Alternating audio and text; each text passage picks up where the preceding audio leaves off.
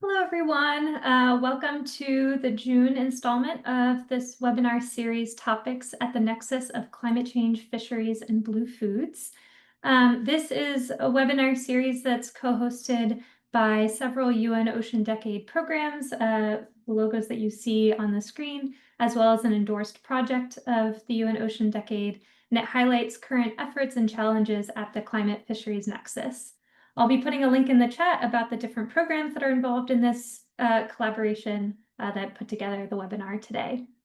We're very excited to be joined by two speakers today who are going to be sharing about knowledge and data to support fisheries and oceans management. We'll have our first presenter present, have a few minutes for questions, have a second presentation, and then some time for discussion and Q&A afterwards. If you have any questions while the presentations are happening, feel free to put them in the chat and we can answer those, but there will also be time to unmute and ask questions after each presentation. So without further ado, I'll kick it off to our first presenter, Isaac Kaplan, who is a research fishery biologist at NOAA's Northwest Fisheries Science Center in Seattle, Washington, and he'll be presenting today on the Future Seas project. Isaac, over to you. Great. Thank you so much, Laura. I'm just going to share my screen and please let me know if you can see it okay in just a minute. Let's see. Laura, how does that look? Yep, looks great. Great. Thanks so much. So today I'm going to talk about the Future Seas project in the California Current on the U.S. West Coast.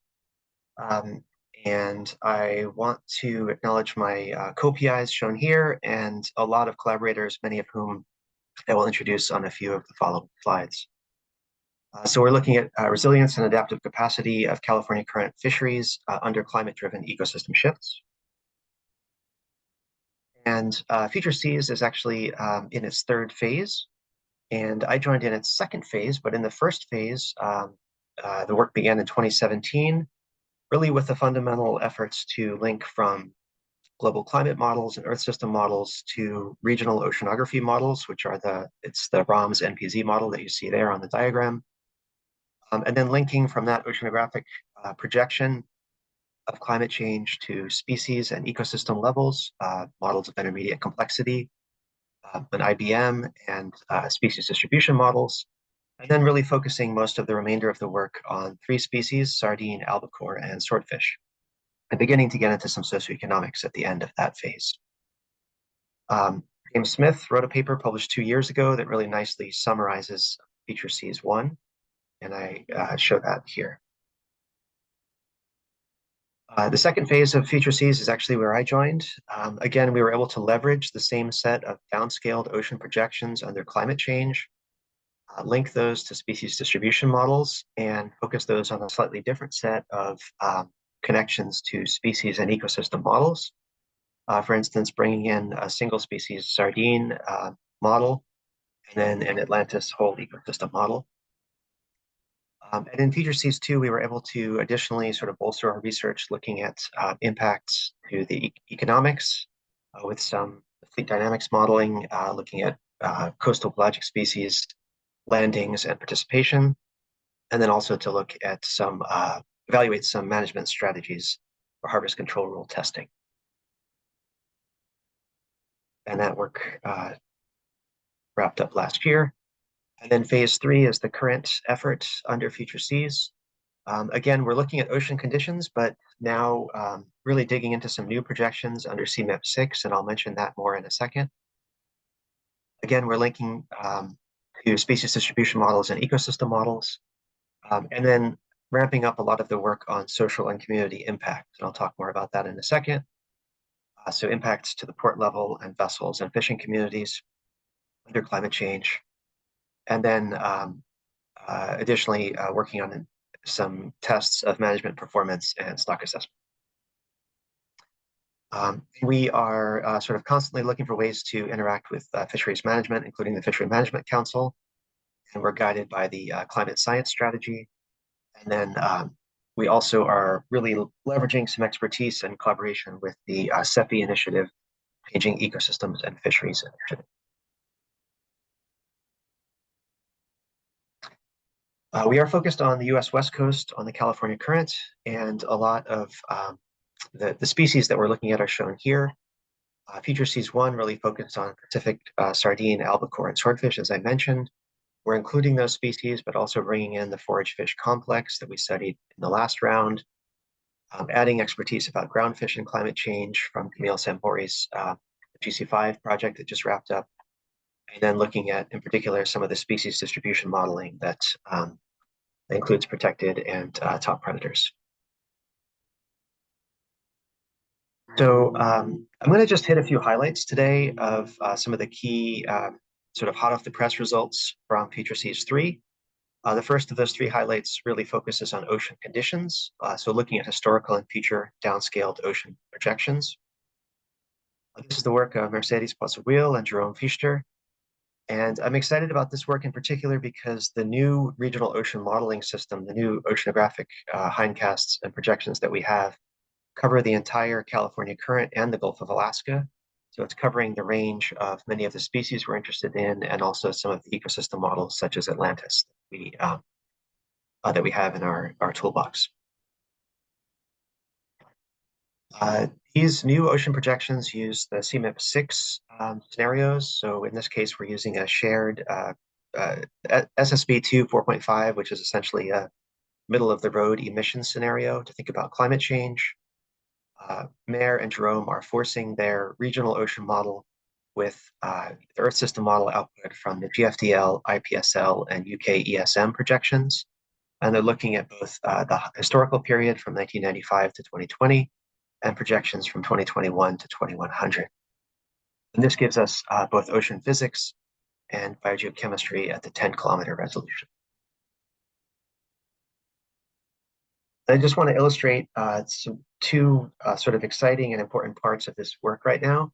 The first is the skill testing. And so the ROMS modeling can be compared to data for validation over the hindcast period. And so here we see sea surface temperature, the model projections on the top, both the mean and the standard deviation, and observations from satellites on the bottom, so the mean and the standard deviation. You can see good agreement in a spatial sense on the maps for sea surface temperature. And then on the right, you can see good agreement between the models and observations over the hindcast period from 1995 to 2020. So for instance, the full hindcast period in the top panel, the seasonal climatology in the middle panel on the right, and then the anomaly, so the projected sea surface temperature minus the climatology on the bottom. And through this sort of skill testing, we gain confidence in our projections as well. The other sort of hot off the press aspect of this work that I want to mention today is really looking at the meridional wind stress. And so this is an indicator of upwelling strength. And here in these plots, we see meridional wind stress shown in the panel on the left. And then the top row shows us the mid-century comparison relative to that historical baseline for this wind stress. The bottom row shows us the end of the century, so the 2100 wind stress relative to the historical baseline. And the colors here, ranging from blue to red, really illustrate the strength of the upwelling signal and how that's projected to change by the end of century. And the red colors, thinking about upwelling, the red colors indicate a weakening of the upwelling strength, either at the mid-century or the end of century. That's true both in the left-hand column and in the center column. So those are the cases forced by the GFDL projections and the IPSL projections. And it's only in the right-hand column, which are the ROMS projections forced by the UK ESM, where we actually see some blue, which is the strengthening of that upwelling signal. As I said, these results are hot off the press. We'll see how they play through as we link them to the species and ecosystem models. But it's particularly important because these are the upwelling currents that drive productivity in our system. And so these results mean a lot in terms of nutrients brought up to the surface, cold water brought up to the surface, and overall productivity driving the California current. I'm going to shift gears for a second here and jump right into the social and community impacts. This is a new focus or a strengthened focus for Future Seas 3, thinking about place-based vulnerability and socio-ecological risk. I'm going to show you a few sort of ongoing efforts here. The first is some work by Tim Frawley. Tim has been leveraging previous climate vulnerability assessments that many of you know. They've been conducted throughout the country and internationally. And he's using those to infer climate risk across California, which is what's shown here. And he's hoping to expand that to Oregon and Washington. So the plot on the left shows us the relative climate risk at the species level. So each species here is a dot. The y-axis here is sensitivity measured by, which is a proxy for the life history characteristics that make species more or less vulnerable to climate change. And then the x-axis is exposure. And so that's looking at the overlap between climate stressors and the species. And so basically the distance from the origin gives us our relative risk to climate. We see some species, for instance, Chinook salmon and Dungeness crab at the top right, that are judged to be particularly vulnerable to climate change. And then looking at the map on the right, we can translate from that species level look to the port level consideration, thinking about what species are in the fishing portfolios or fishing baskets that are landed at particular ports. And we see the highest risk, in particular for California, in the northernmost ports, and that's mostly due to a reliance on Dungeness crab. And so this work, it's ongoing, but it illustrates higher risk, climate risk for those northern ports. And we'll see how this plays out for some of the Oregon and Washington ports as well. So the previous slides showed us the port level risk. Tim is also working now to look at this at the vessel level. And so here on the plot on the left, you can see relative risk on the x-axis, and then ports arrayed on the y-axis by row.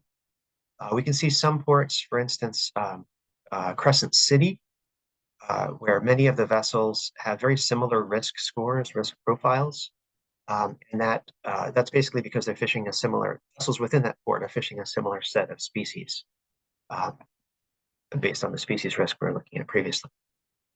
But there are other ports, such as San Francisco, where we see, if you look at the sort of bumps here, the gray bumps, we see three or four bumps, which are the clusters of vessels employing specific fishing strategies. And each of those fishing strategies has its own risk depending on the species that they're targeting.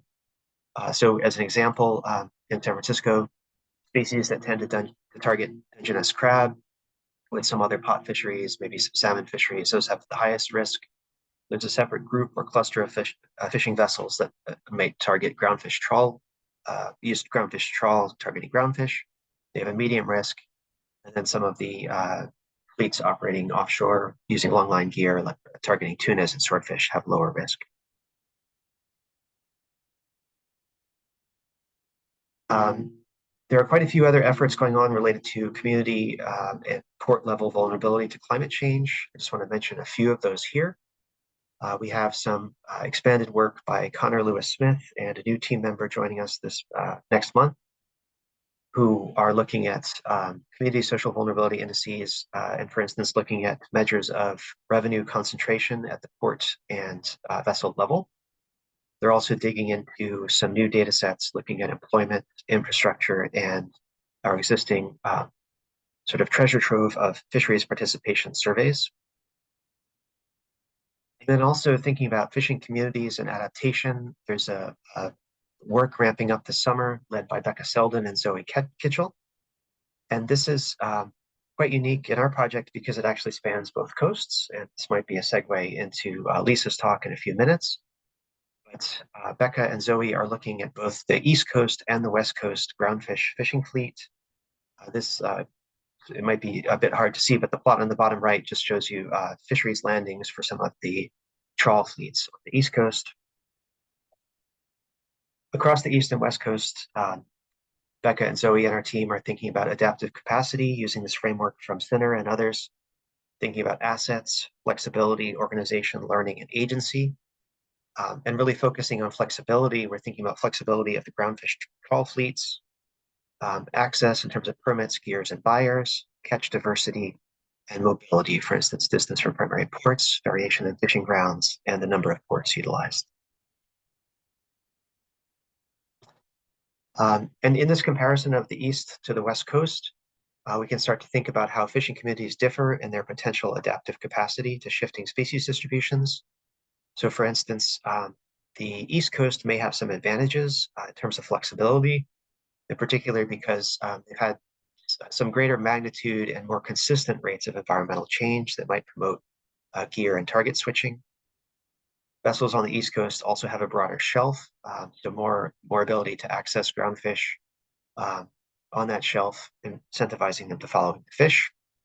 And vessels on the East Coast also have many more ports to access, more processors to land product to. This might enable adaptive capacity and switching. However, vessels on the West Coast have some advantages too that might promote adaptation and flexibility. So for instance, on the West Coast, we have fewer management boundaries, meaning fewer states and only one fishery council.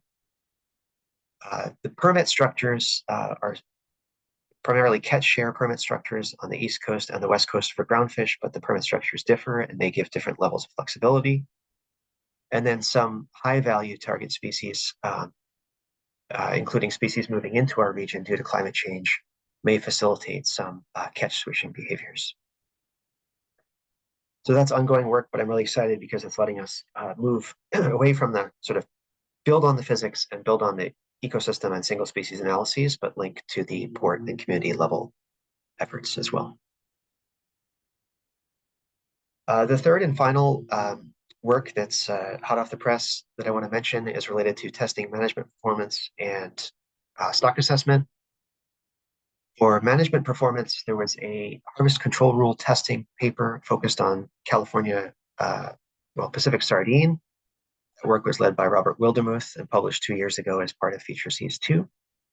For FeatureSeas 3, Stephanie Hopkins and team are building on that harvest control rule testing using the SSMSE package and thinking about projected shifts in distribution of sardine.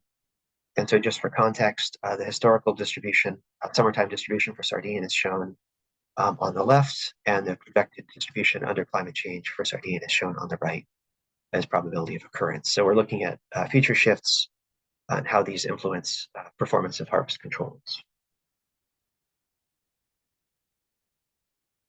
And finally, in terms of testing stock assessments, the effort that I'm most directly involved in right now is linking from the Atlantis ecosystem model and using that as a test bed or simulation framework against which to test single species assessments in the stock synthesis framework.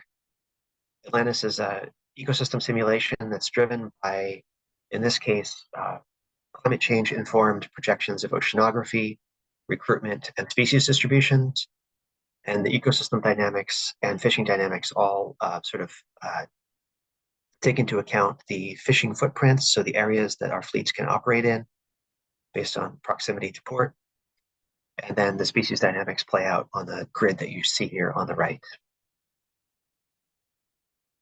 So we're using this framework to test, basically to create projections of species dynamics that include realistic time-varying spatial distributions of growth, natural mortality, recruitment, and then, of course, projections of catch at the fleet level, and then scenarios for catch, and also survey trends that feed into the stock assessment. We're beginning to fit the stock assessments to these sort of true, or you can think of them as simulated truth coming from the Atlantis model. So here we see some stock synthesis single species estimates of the survey index, and that's compared to the observed truth, simulated truth coming from Atlantis, which is the survey index in black. And the single species assessments are starting to fit that. We're starting to test when and why performance is better, both in terms of fit to the survey index and then also fit to other aspects of the stock assessment. So for instance, the age composition. So here we see each panel here is 1 year of the simulated data coming from Atlantis being passed into the stock assessment, into stock synthesis. The simulated data in terms of age composition, where age is on the x-axis. Those age compositions from Atlantis are in gray, and then the stock assessment fit to that is in green. We're starting to fit these age compositions and length compositions, and then starting to also test to see when those fits are harder, for instance, due to the climate change signal. So this is just a status update for the Atlantis OM work. Atlantis OM is the package that's used to do this bridging between Atlantis and stock synthesis. We're able to make this bridge, to make this link. We're beginning to fit the simulated data with the stock assessment. And next, we'll really dig into testing how climate change impacts the scale of those fits and the performance of the stock assessment. So I'm going to wrap up and make sure we have time for Lisa's presentation. I'm really excited about all of Future Seas work. I've just highlighted some of it, in particular the ocean modeling, the social and port level risk, and then the testing of management performance and stock assessments. There's a lot of work going on also related to species distribution models and ecosystem models, and I'm happy to talk about that more separately. And then, again, we're producing various deliverables and finding ways to feed these into the Fishery Council, and then also leveraging the CEFI program. So I'm going to end there. I hope I get a few questions today. I've also provided my email address. Feel free to reach out to Desiree and Mercedes as well, and they're happy to field questions. They may also be on the call, so they can pipe up, and Future Seas folks can also help me answer any tough questions if we get them today. And I especially want to thank the NOAA CAFA program for funding for Future Seas through all of the work shown here. So thank you very much. I'm going to stop sharing and ask Laura and Claire next steps. Thanks.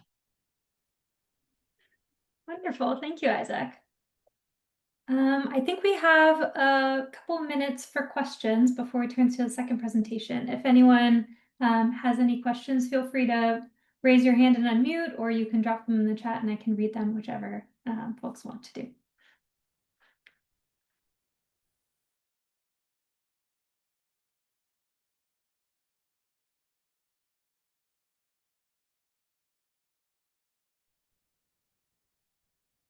Hi, Isaac. Thanks so much for giving this talk today. And I'm wondering, like, in terms of going to the management councils and how has that been in terms of communicating climate change and communicating how climate change flows through the models and then flows through the ocean models and then flows through the marine ecosystem models? Yeah, What are thanks. the challenges and how have you overcome them? That's a great question. Well, so the landscape is changing. So I think, we could follow up in a few months and see how things evolve. But a lot of the work to date has been passed to the Fishery Management Council through the Ecosystem Status Report and a climate change appendix. And so that's delivered each March to the Fishery Council. And, that's been well received to date. We got good positive feedback on that. We've also delivered a lot of the sardine and sort of forage fish work to Fishery Management Council, Pacific Fishery Management Council subcommittees. So that's the Coastal Pelagic Species Management Team subcommittee. We've also had 2 rounds of stakeholder outreach, and those were as part of Future Seas 2. And just gotten amazing amounts of helpful feedback from fishers about how they actually operate, how they make choices. And that's really informed a lot of the particular the economics modeling, and then some of the biological and ecological work as well. So I think it's been really positive to date, and we'll see what the landscape is going forward. I certainly think that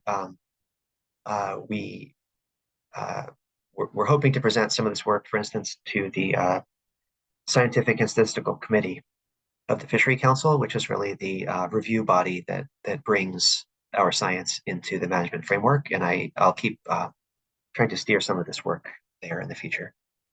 But yeah, thanks for your question, and thanks for all your work on this front.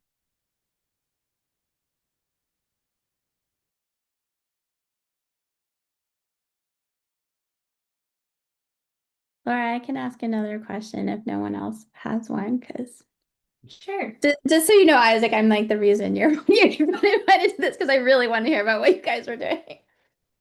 Go for it. So the hot off the presses results show a really big divergence in the future projections of upwelling, which is, like you said, the base of the food web. How do we deal with that? What are your thoughts? So it is incredibly important. Yeah. So as you know, it's an upwelling system. The California current is an upwelling system, and this productivity really drives our fisheries. So it's quite important to get it right. And the divergence that you mentioned is important because like 2 of the 3 scenarios I showed you show weakening upwelling, 1 shows strengthening. And it's also quite different from some of the CMIP5 projections that were published a few years ago as part of FutureSeas 1. And how do we deal with that on sort of a physics and biogeochemistry level? I'm not sure, but I'm sure Mare and Jerome will have great ideas since they're deeply involved in that right now. I think overall, I'm excited about some of the ecological and fisheries modeling approaches to deal with the uncertainty, in particular, some of the ensemble work. And I know you're very familiar with that work, but I also wanted to mention that as part of FutureSeas 2, one of the slides that I didn't have time to show is developing fully statistical ensembles of projections from the ecosystem models and single species models using a framework developed by Michael Spence. And so rather than just showing you contrasting results, we can actually properly integrate that uncertainty in a statistical framework. So I'd be happy to talk to you more about that. Robert Wildermuth and Pierre-Yves Hernvan have been leading that most recently with a cast of others. And I really like it as a sort of proper way to handle that ensemble and deal with that uncertainty.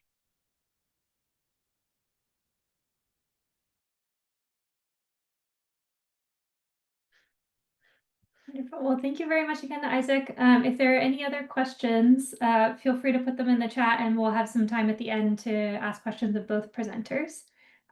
We will turn to our second presentation today, which will be from Lisa Kerr, who leads research that informs sustainable management of marine fisheries and ecosystems. Her current work is focused on integrating climate information into fishery stock assessment and management to support climate resilience of fisheries and ecosystems. So she'll be presenting on the Northeast Climate Integrated Modeling Project. So Lisa, the floor is yours. Great, thank you. Can you hear me and see the slides? Yeah. Fine. Okay, great. Well, thank you for the invitation to talk to this group. My name is Lisa Kerr. I'm a faculty member at the University of Maine and also leading the NCLIM project. And NCLIM is really an initiative developed to focus on applying climate integrated modeling to improve our fishery resource decision-making in our changing Northeast U.S. shelf ecosystem.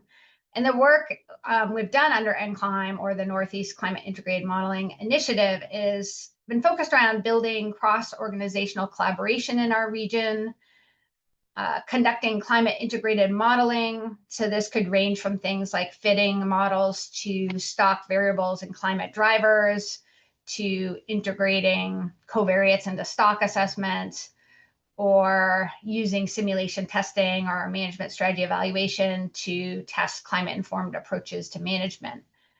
And finally, we're really focused on the application of this information. So we work within the management system to apply this knowledge in the context of real-world assessment and management processes in our region.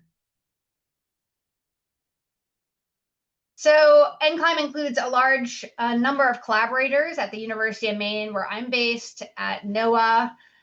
We have representatives from our population dynamics branch, our ecosystem branch, and our social science branch within our team. We have team members from the Gulf of Maine Research Institute, Rutgers University, UMass Dartmouth, and University of Delaware. And collectively, we cover a range of expertise from climate and ocean science, ecosystem science, fisheries science and stock assessment, social science and economics, and fisheries management. And we also have a diverse array of affiliations, from academics like myself to federal scientists and NGO researchers, as well as what I consider kind of the engine of our work are the postdocs and graduate students that all contribute to this work. So in terms of motivation, there's this. Our region, the Gulf of Maine, and our Northeast U.S. shelf ecosystem has become somewhat of a poster child for the relatively rapid pace of warming we're experiencing here. And for some time, I'd say we've been feeling the effects of climate impacts on our fishery management system and the challenges this has presented. Shown here is a very simplified view of our fisheries decision-making loop, where we have fish and fishery data that gets collected on our resource and our fleet, and that information informs our stock assessment, the status of the stock in turn defines how we set catch advice, and that catch advice is allocated back to the fishery.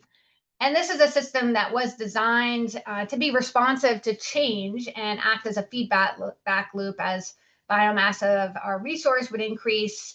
That would be reflected in our perception of the resource and the assessment, and be reflected in increased catch.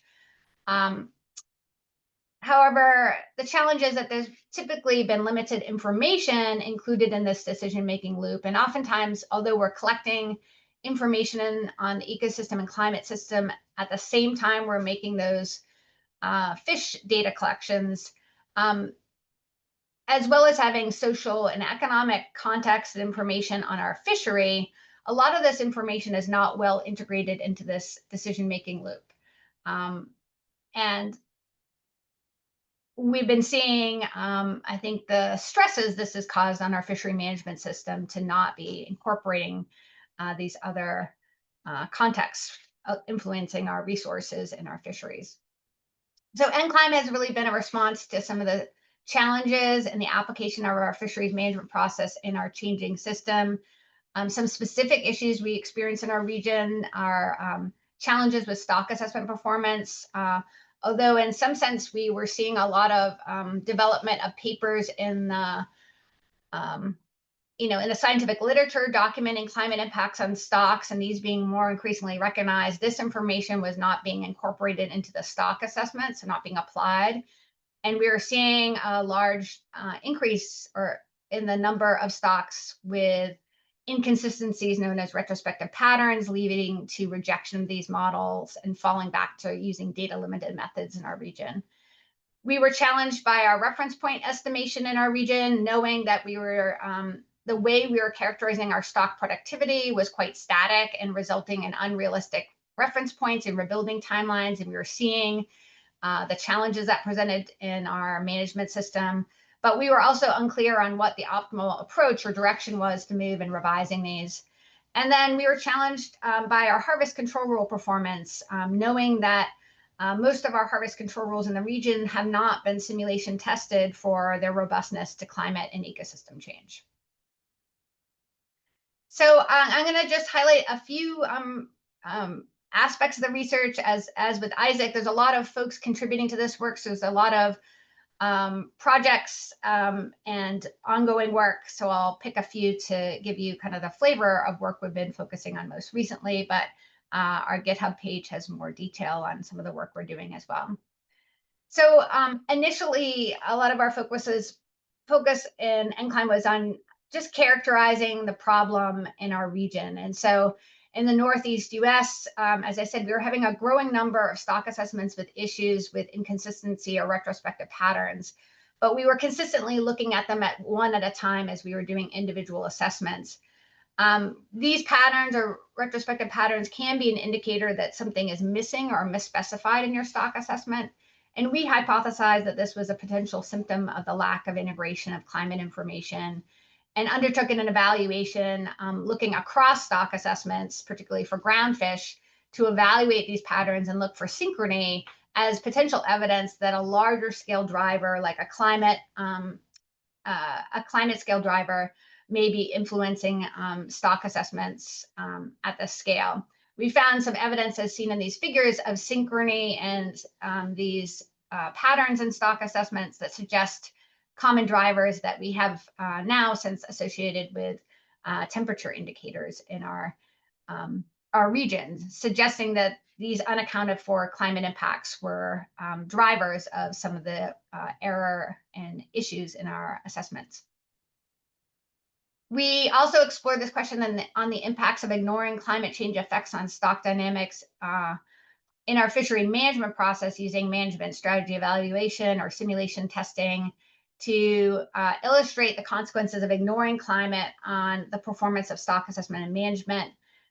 What you can see here are the different results for models that account for climate impacts on our model species here, Atlantic cod, versus models that ignore the climate impacts. And we found these misspecified assessment models resulted in stock assessment inconsistencies of the same magnitude and direction that we were actually observing in our real world system. And then when we go ahead and set catch advice based on these assessments, this leads to ineffective management results and more time in this overfished and overfishing quadrants of the Kobe plots that you see on the far right. So more time in the red area where we don't want to be. So moving forward from this sort of diagnosis of the problem and how to integrate solutions, we focused work on moving climate information into stock assessment, and did this by applying a structured approach to identify ecosystem and climate influences on stocks and integrate these impacts into the stock assessment. We applied this approach in the context of several assessments that were ongoing at the time. This was a suite of groundfish stocks, including American plaice, Atlantic cod, and yellowtail flounder. And first, we would go about characterizing kind of the state of knowledge by building an ecosystem profile and characterizing the best available science we had on climate impacts on these stocks. We would meet with stakeholders, particularly fishermen, to also simultaneously characterize their ecological knowledge and observations over time on particular stocks. Our next step was typically to conduct exploratory modeling outside of a stock assessment. We would build and test relationships between ocean climate drivers and stock dynamics. And then we would conduct integrated modeling in the context of an assessment to evaluate whether there were tangible improvements to integrating these relationships into the assessment. And the arrow on the bottom kind of illustrates the different ways this information can be applied in the context of a stock assessment, anywhere from just providing us an ecosystem context to understanding our data that informs the assessment, to improving model assumptions and parameterizations of the assessment, all the way up to having a climate-informed model, which might integrate a climate driver like temperature directly into the model to explain some of the variation in an aspect of stock dynamics. So this is just, there's lots of information on all these stock assessments available, but this is just some information, a synthesis of how we feel like, what we feel like the outcomes were of the work we did within these stock assessment processes and some of the specific advances we contributed to. So first and foremost, we help support the adoption of a flexible assessment model. So moving just to a model that would allow for the environmental information to come into the assessment was important. So we're using this Woods Hole assessment model in our region, which is a state-space model that allows for both consideration of time-varying processes in the model, so things like time-varying natural mortality, as well as building in a covariate that can influence an aspect of stock dynamics, like building temperature in to influence variation in recruitment. We also feel like we made headway in working to account for non-stationarity in stock dynamics in these assessments. This was really, really taking a close look at where all those assumptions in the process were of stationarity, and trying to make a step forward and test whether they would be better described as non-stationary and integrate that where possible. In all the cases of these assessments, we tested all of the stocks for whether it would benefit and improve the model to include a covariate to explain a key stock dynamic process. So this was tested for all stocks and ended up being adopted for yellowtail flounder, where two stocks went forward with covariates of our Gulf Stream Index, a Gulf Stream Index affecting recruitment, indicator affecting recruitment, and bottom temperature affecting recruitment of this stock. So those are now integrated into the assessment, whereas other stocks, we didn't find that models with these covariates would always win out, but oftentimes they did benefit from more integration and accounting for non-stationarity in other ways. And finally, we worked to think about how to account for climate impacts on future productivity and integrate that in how we parameterize our short and long-term projections or reference points for a stock. So overall, really what we aim for in this work and kind of being integrated in the assessment process is to move these assessments into being, all three of these are now either being used in setting catch advice or on their way. Yellowtail is on its way this year to being used in determining catch advice, so actively being used in management. So some of the work we did within the context of stock assessments led, I said we were sort of working to revise how we view and define our reference points or thresholds and targets in the region for particular stocks. And this raised more questions sometimes than answers. So we also, supported this work by hosting a workshop where we brought together representatives from the science advisor groups across councils, particularly the New England Fishery Management Council and Mid-Atlantic Council, to really evaluate our status quo methods and review those, evaluate alternative approaches to defining reference points in a dynamic environment, and synthesize some recommendations about how and when to revise reference points in the context of practical limitations and constraints that we work under in our management system in the U.S. So that was we recently synthesized this as a report that we put out, and this has now spawned a lot of simulation testing that will continue over the next year or two to more fully evaluate how we update things like reference points to these dynamic environments, and also doing some retrospective analyses to kind of examine like what would have happened if we had used a different approach in the past. So I want to just close with a couple slides on how we work. So as a team, we really emphasize participation in the regional fisheries management assessment and management processes. So I kind of feel like we embed ourselves in the process. So a lot of the members of our group have been members in these stock assessment working groups that are kind of large scale, what we call research track assessments in our region that might last up for 2 years. There are working groups that might be composed of 10 people. And by many of the PIs integrating themselves in this process, we're able to bring in our associated grad students and postdocs to bring capacity to the table and do work in those contexts as well. A lot of our PIs and members of our group are participate in the management processes as representatives for our SSCs or science statistical committees and PDTs and committees, all these acronyms, and are involved in working groups that are on these kind of relevant topics to the NCLIM work around, revising harvest control rules and thinking about risk policies and how we deal with uncertainty. And then we also engage heavily with stakeholders. So we host a lot of meetings, a lot of engagement with managers and the industry and community to talk about things like how the ecosystem change and climate change are impacting stock dynamics, what they've seen, what changes are, fielding their input for stock assessments, and doing some interactive work with them and management strategy evaluation to demonstrate the impact of not accounting for climate in our fishery management process.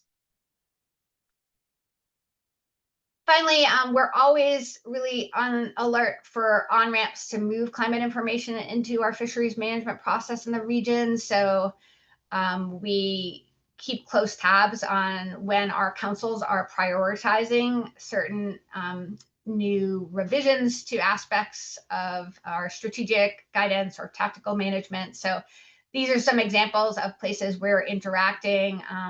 There's an ongoing revision right now to our council's risk policy, which is, in the U.S. below Magnuson is probably the most important regional guidance on fisheries management we have in our federal fisheries management plan. So we're actively working with the council on that to simulation test the performance of a new risk policy that now brings in more explicit consideration of ecosystem and climate impacts.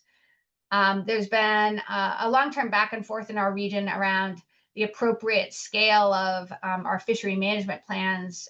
We're still in kind of a very much a single stock framework in New England, but we're increasingly moving towards EAFM and had been considering a place-based EBFM approach previously. So we're doing some simulation testing to demonstrate the trade-offs of these different scales of management. And then finally, the council has identified that they want to revise their groundfish ABC control rules. And so this is, again, something we're doing in partnership with the council, is an opportunity for us to evaluate their robustness to climate change and how they might integrate this new risk policy that includes more consideration of climate impacts and ecosystem change as well. So there's ongoing work, so more to come there. You know, just to kind of highlight a few of the lessons we've learned along the way in terms of what's been most effective and challenging. I think we've been pretty effective at identifying on-ramps for climate science to move into assessment and management by being really integrated and having a lot of people in the process. So we were very alert to when there were going to be priorities and things were actually going to get taken up in management. But it's a moving target. So it can be really challenging to do science at this pace. And it also can be really challenging to include students to do science at that pace, which is another level of the challenge. And yeah, so it's sort of, you know, changing a little bit of your mindset of the pace at which you need to work. Like I said, we emphasize participation in management processes, but that's really time intensive. There's a lot of meetings to sit through, and that doesn't always align with people's jobs, like academics, to, you know, devote tons of time to these meetings. But it has proven to be really the most effective way to see things get, you know, integrated in, you know, our real world process, but definitely takes a lot of time. And then I think one of the most, oftentimes capacity can be limited to do this kind of work. And that's something, particularly in stock assessment, it can be something that gets left to the end of a process. And if you're running out of time, this kind of what's viewed a little bit as a sensitivity analysis to climate, or, you know, parallel process can get sidelined. And so I feel like bringing, kind of deploying our teams into these processes help to have additional people who are willing to pick up work, particularly having postdocs and students involved was both like a training opportunity for them. They got to work in these real world processes, but also they, you know, were great quantitative scientists, and they were able to bring, you know, their undivided attention to some of the little mini analyses and project spinoffs needed to support this work in the context of the stock assessment. So it felt like that part felt like a win-win, that they were getting a lot out of it, but they brought a lot to the table as well. I'd like to acknowledge our funding from NOAA and the CAFA program, as well as support through SINAR and the council. It has been beneficial to tie in, you know, the funding with council contracts to ensure, has been part of the secret sauce of getting this work integrated into the management process, because the council gets, you know, their hands on it and takes ownership of it, which is has been an effective way to kind of clear the path for this information to move into the management in our region. So happy to answer any questions, and there's more information, like I said, on our GitHub site. So thanks for the opportunity to present.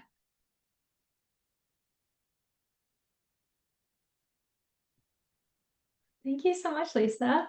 I see that we have a hand raised from Cheryl, so go ahead and unmute if you have a question. And if others have questions, feel free to raise your hand, or you can also put them in the chat for either of our presenters. Thank you, Lisa.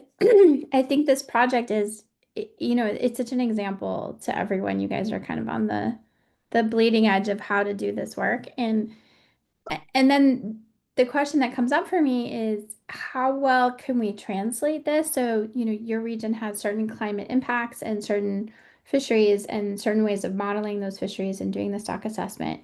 Do you have any thoughts about translatability to other places in the U.S. that are very different oceanographic settings? And then other places maybe in the world that have very different management structures and legal structures, as well as different oceanographic settings.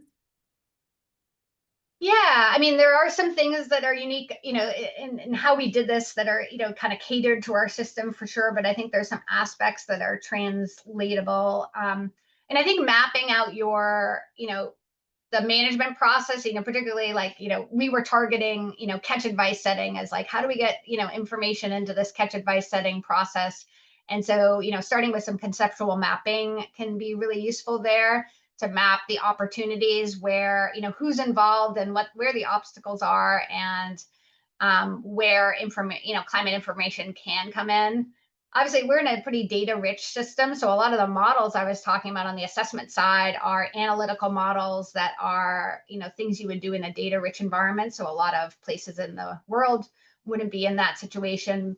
But I think the translatable piece is looking at your process and looking where there are assumptions of stationarity in the process, and thinking about how those could become more reactive or dynamic or representative of your prevailing conditions. And so even though we were doing that in like an analytical, kind of a fancy state-space model space, I think there's, opportunity to do that in more data limited space as well. And yeah, I mean, I think, right, probably in all of these systems, you can't beat participation and talking to a lot of people. That translates, like, I think it, and I think for us in our region, I think our fresh, breaking through the frustration of like seeing a lot of things in the literature build up for a while and not seeing it translate into our process at all.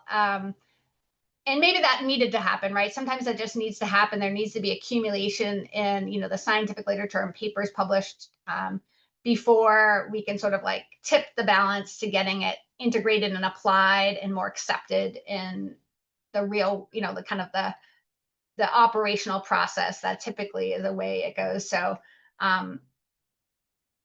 that might need to, there's probably a lot of work. And if you're starting from scratch, we had a lot of, people, standing on the shoulders of a lot of people who had done that legwork and built the, literature base, and all of that was critical too.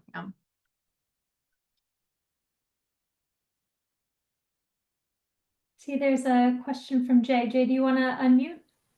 Sure. Yeah, thanks.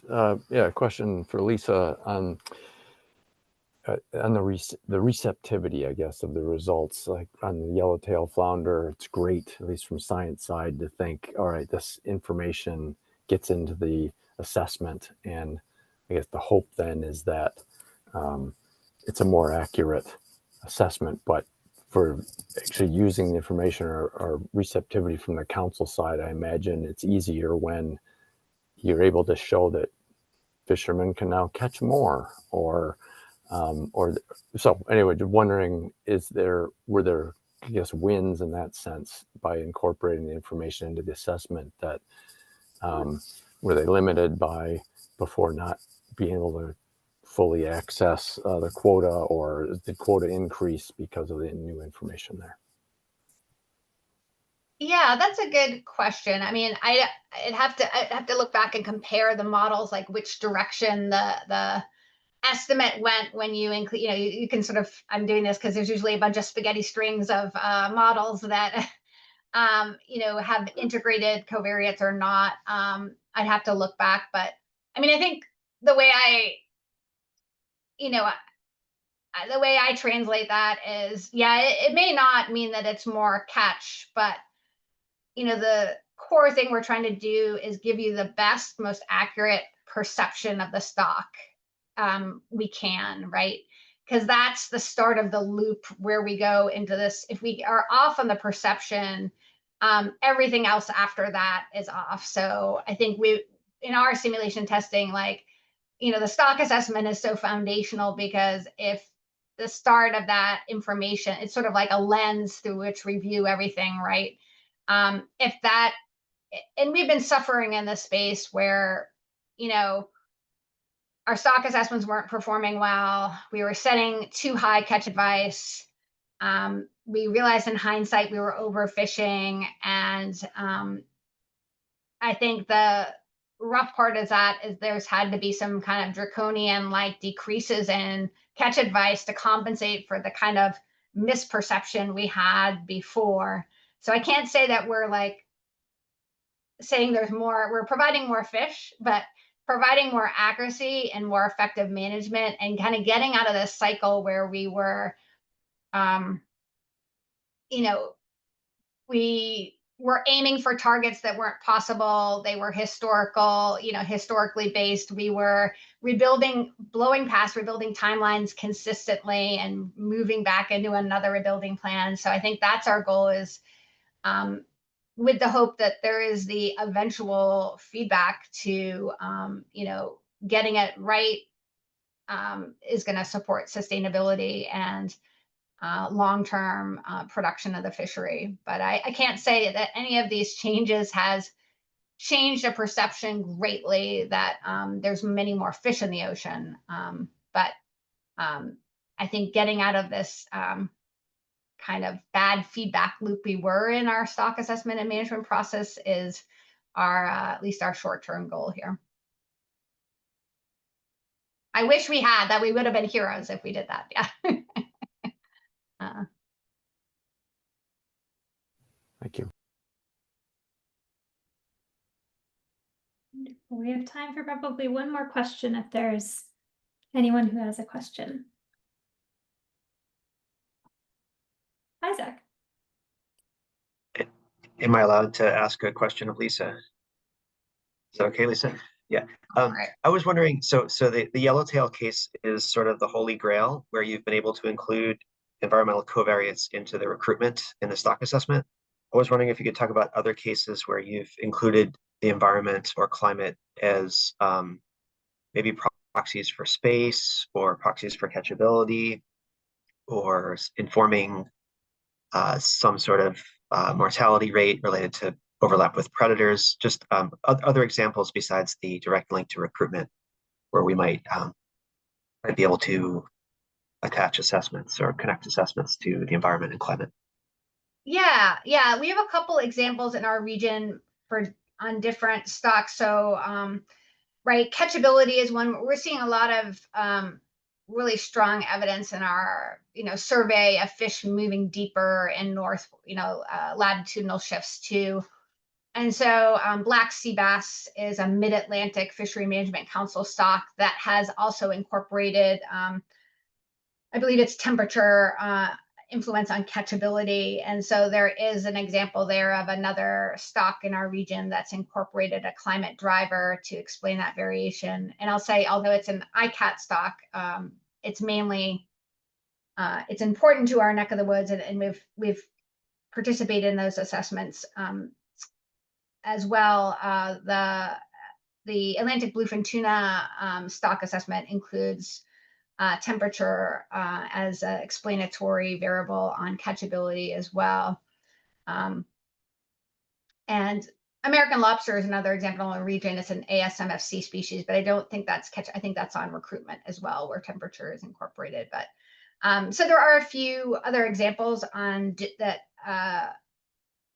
The ones I know of in our region are either linked to recruitment or catchability.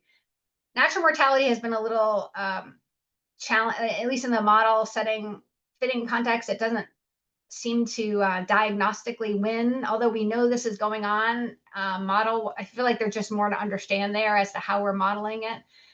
There's it's seemingly that approach to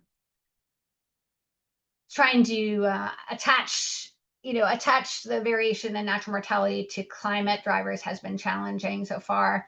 But I think it's bluefish. There's I'm forgetting, there's one of our stocks in the Mid-Atlantic that has a prey index that is incorporated in the model as well. So that's another slightly, I'm forgetting which stock it is, but that's a new novel thing too. It might be bluefish, a composite prey index. And I think that might be attached to natural mortality, but that one I'm a little fuzzier on. Yeah.